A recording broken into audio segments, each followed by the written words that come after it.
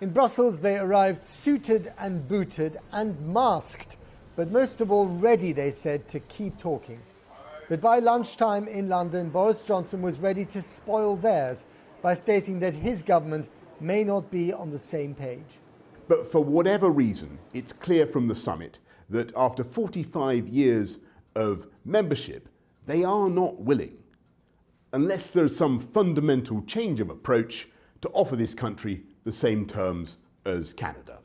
And so with high hearts and with complete confidence, we will prepare to embrace the alternative, and we will prosper mightily as an independent, free trading nation, controlling our own borders, our fisheries, and setting our own laws.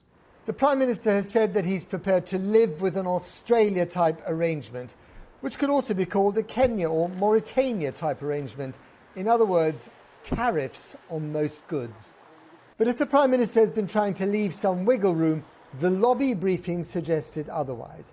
A government spokesman saying that the EU had effectively ended talks yesterday and there could be no more unless the EU changed its position. Back in Brussels, in a curious role reversal, it was the EU channeling once British understatement with the message, keep calm and carry on. We are totally united, totally determined to work in order to make an agreement possible, but not at any cost. And what we said yesterday remains right today. We need to continue the negotiations, and I hope that it will be possible to make progress in the future. Knowing Boris Johnson is slightly more positive, and in a sense that he also has, by implication, signaled that he wants the talks to continue. And that he hopes a compromise is possible. But for French President Emmanuel Macron, the standoff was leaving tempers frayed. Whatever the British people were told during the referendum, they need Europe's internal market. They are much more reliant on us than we are on them. Yet today the British proposal is access to the European market without respecting the rules. And it just so happens it's not the job of the leaders of the remaining 27 member states who chose to remain in the EU to make the British Prime Minister happy. So are Johnson's words likely to force Europe's hand? Fundamental change, that is of course not possible, because for us internal markets, the governance, level playing field, the fisheries are very important, and we can only find an agreement around the table and not with public statements. As EU leaders, including Angela Merkel and Emmanuel Macron, returned home, it looked as if next week the gloves may indeed come off, even if the masks stay on. Well, joining me now from Dublin is the Fine Gael member of the Irish Parliament and spokesperson on European affairs, Neil Richmond. Thanks for coming back on the programme, Neil Richmond. Do you think that's it now? Is this now the final curtain? We're heading for a no deal? No, I think as long as we have time, there's still absolutely an opportunity to secure a deal. As the Prime Minister said himself over a year ago, failure to secure a deal would be a failure in statescraft. We have the situation that Michel Barnier will talk to Lord Frost again next week, albeit remotely, and we hope that we can intensify these talks, as Commission President Ursula von der Leyen laid out last night that the EU is prepared to do so. But is there a danger that both sides are boxing themselves into rhetorical corners here from which they simply can't escape? Well, I think the European side has been consistent throughout this process for not just the last couple of weeks, but the last 5 years. A deal is absolutely possible, but it needs to be a deal based on realistic terms, recognising concerns over fisheries, the level playing field and governance. And we have seen the British position change many times. And whilst the Prime Minister say they want the same deal as Canada, that's not what they've looked for. They've looked for something considerably deeper. And let's not forget that the Canadian deal does include tariff, does include quotas, does include agreements on standards. We absolutely want to secure a deal. It's in the EU's interest to secure a deal, but the country that needs a deal the most is, of course, the UK. But the country that has the most collateral damage from a no deal would be Ireland. So are you picking up the phone to Brussels, pleading with them to say, please give them some concessions so that we can get a deal? Well, that's a subjective consideration. I think the UK will suffer more than Ireland.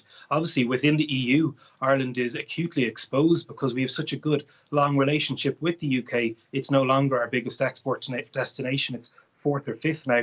And one misconception throughout this process is somehow that it's about Ireland and the EU. We are the EU. Michel Barnier is our negotiator. Ursula von der Leyen is our Commission President. We absolutely want a deal for the UK. And when it comes to things like fisheries, let's not forget that Ireland is a coastal country too. When it comes to a level playing field, it is our single market. We don't want it to be undermined or the standards to drop. Let's make sure that these negotiations happen around a table, and we would encourage the British side to intensify talks as they requested a couple of days ago. Right. Well, Boris Johnson called your bluff today, the EU's bluff. Why didn't you call his bluff and just say, you know what, we're not going to show up. There's no point in going. Call us when you've got some concessions to make. This is far more serious than game playing or trying to call people's bluff. This isn't just about it's strategy as well. No, and I reject this. This is something far more serious than that. We have a situation where for the first time a member state is leaving the European Union. We wish them well. We didn't ask for it, but we wish them well, and we want to work respectfully. But that respect goes both ways. It's not just what satisfies London, but it has to satisfy Brussels and all 27 member state capitals as well. We want to keep these talks going on. The European Union will never collapse talks because we know how important it is. And regardless of what happens, come the 1st of January, the UK will still be located geographically where it is, and it will still be reliant on the EU. Let's not forget, the EU is the UK's largest export market. Let's continue the talks. Let's put aside the bravado, put aside the strong language, and think about the people who are worst affected by this. All right, Neil Richmond, thank you very much indeed. Now, as you've been hearing, one of the main sticking points in the post-Brexit trade talks is fishing rights and what access European boats should have to British waters. For decades, the EU's common fisheries policy has divided up quotas between member states, leaving the UK with around 40% of its own fish stocks. Brexit supporters believe that abandoning that system would help save jobs in fishing communities and shore up the entire industry. But will that still happen if there's no deal? Our business and global trade correspondent Paul McNamara reports. For one man at least, it really is a new dawn on the northeast coast. After years of saving and 14 months of building comes the crane-delivered christening of the Reliance 3. And John Clark taking the keys of his multi-million-pound investment. Crikey. This is like a spaceship. This looks amazing. She is very state-of-the-art, you could say. I'm guessing that doesn't come cheap. It doesn't, no. Very, very expensive. How much of the bet on this boat was based on a good deal for you? I would say 90% of it. So if Brexit fails, then it's going to be a huge gamble for me. John's not the only one betting big on post-Brexit fishing. The government is too, gambling the prospects of a deal on an industry worth less than 0.1% of national economic output. It could be much, much more though with the right deal, goes the argument. More jobs, not just on the boats, but building them, like at the Parkole shipyard in Whitby, which has already expanded to 2 sites. But new jobs here mean jobs lost elsewhere.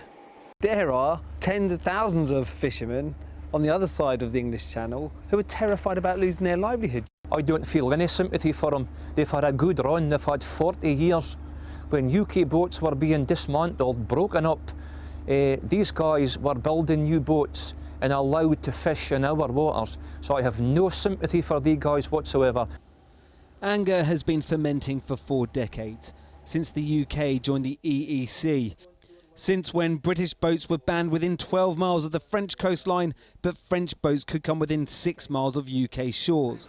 And it's not just the where, but the how much, which UK fishermen say is stacked against them. Take Channel cod. At present, the UK's quota is about 10% of the total allowable catch, while French fishermen have over 80% of the quota. Overall, by weight, more than 60% of fish caught in British waters are caught by foreign boats. A better deal could help once great fishing towns like Grimsby, to coin a phrase, level up. Everybody's out. Everybody's out unless they negotiated with us. That was the Prime Minister's sell when he came to this red wall seat during last year's election, and it worked. Great Grimsby turned Tory for the first time in 74 years, aided by a promise of prosperity at the expense of European coastal communities. Britain has offered what the chief negotiator referred to as a glide path, a transition period of a few years to get EU fishermen used to new levels.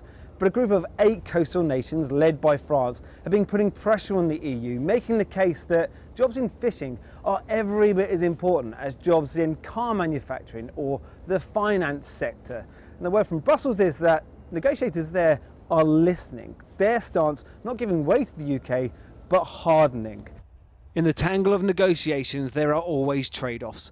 Government ambition for state aid control may mean ground given at sea. Even some here think now is the time for a little pragmatism. I think they have to come to some agreement because it's far more complicated than people give it credit for. What's more important here, the economics or the emotion? The economics is always more important because we have to survive and we have to do business and we have to do trade and we have to be profitable. By the end of this little session now, you should be able to list 3 fishing-related injuries or conditions. At this fishing school, they're not hoping for compromise, but careers, relying on a government delivering them a good new deal.